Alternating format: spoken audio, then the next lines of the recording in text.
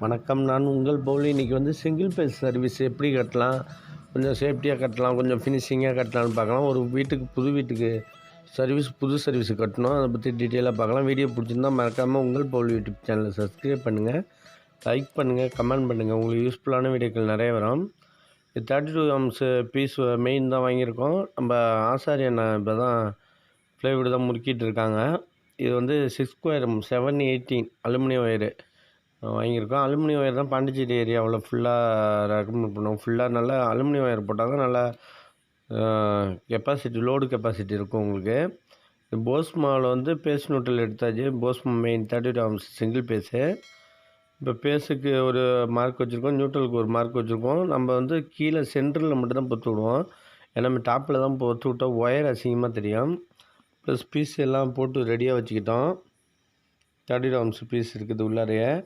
இந்த பீஸ் வந்து மீட்டருக்கு கீழே வைக்கிறதுக்காக பீஸு 32 ஆம்ஸ் பீஸு.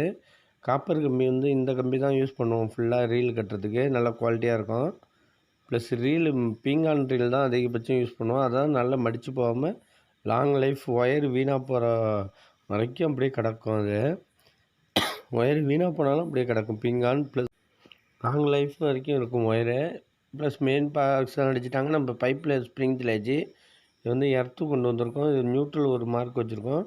முன்னாடி 3 பேஸ்க்கு ஒயரிங் பண்ணியிருக்கேன். ஆனால் சிங்கிள் பேஸ் தான் வாங்க போகிறோம். 3 பேஸையும் சிங்கிளாக எடுத்தாச்சு. சிங்கிள் பேஸ் மாரி லூப் பண்ணி எடுத்தாச்சு. அப்புறமா தான் தேவைப்படும்னு சொன்னாங்க. இப்போ நம்ம மெயின் செட் எல்லாம் யூஸ் ஆகிட்டு இதில் ஸ்ப்ரிங் தள்ளி நம்ம வந்து பைப்பு வந்து இந்த மூலையில் தூக்கி விட்டு ஜிஏ பைப்பு ஒரிஞ்சு சொருகிருக்கோம்.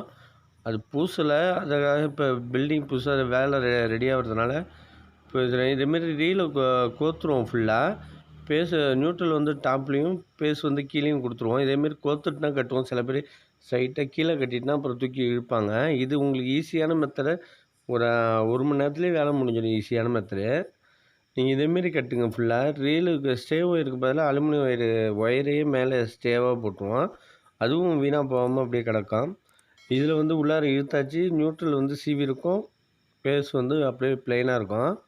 இதில் வந்து நம்ம வீட்டிலேருந்து வந்த டெலிவரி கொடுத்துட்டு நம்ம எர்த்தையும் இதில் கொடுத்தாச்சு. ஃபுல்லாக மெயினில் கொடுத்தாச்சு. இதில் வந்து பார்த்திங்கன்னா நம்ம மெயினோட இன்புட்டு ப்ளஸ் ஈவி லைன்லேருந்து வர இன்புட் வச்சுருக்கோம். இதில் ஒரு பீஸ் 32 ஆம்ஸ் பீஸ் வச்சுருவோம். 4 ஸ்கொயர் ஒயர் தான் லூப்பிங் போட்டிருக்கோம். இதில் ஒரு 4 ஹோல்ஸு சிங்கிள் பேஸுக்கு மட்டும். இதில் வந்து ஒரு ஜிஏ நெப்புள் கனெக்ட் பண்ணி பெண்டு தான் போட்டு இதேமாரி காப்பரில் கட்டிடுவோம். பார்க்கலாம் படித்து வாசனை வச்சு கட்டிட்டு ஸ்டேவ் ஒயரும் நம்ம வந்து இதேமாரி போட்டுட்டோம் பாருங்கள்.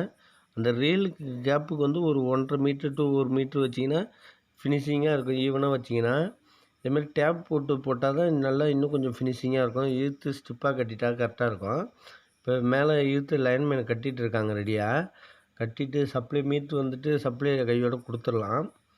இது வந்து ஸ்ட்ரைட்டாக போஸ்ட்டில் கட்டிட்டு நம்ம ரீல் வந்து இதேமாரி பின்னிட்டிங்கன்னா லாங் லைஃபு கிடக்கும். சரியாக 1 மீட்ரு ப்ளஸ் 1.5 மீட்ரு கொடுத்துட்டிங்கன்னா கரெக்டாக டிஸ்டன்ஸில் கரெக்டாக ஃபினிஷிங்காக இருக்கும். இந்த வீட்டுக்கு 1.5 மீட்ரு கொடுத்துருக்கோம் நாங்கள். அது அளக்கிற டாப்பை வச்சு மார்க் வச்சு கொடுக்கலாம். இல்லை ஒயரில் இருக்க மீட்ரு கணக்கும் வச்சு போடலாம்.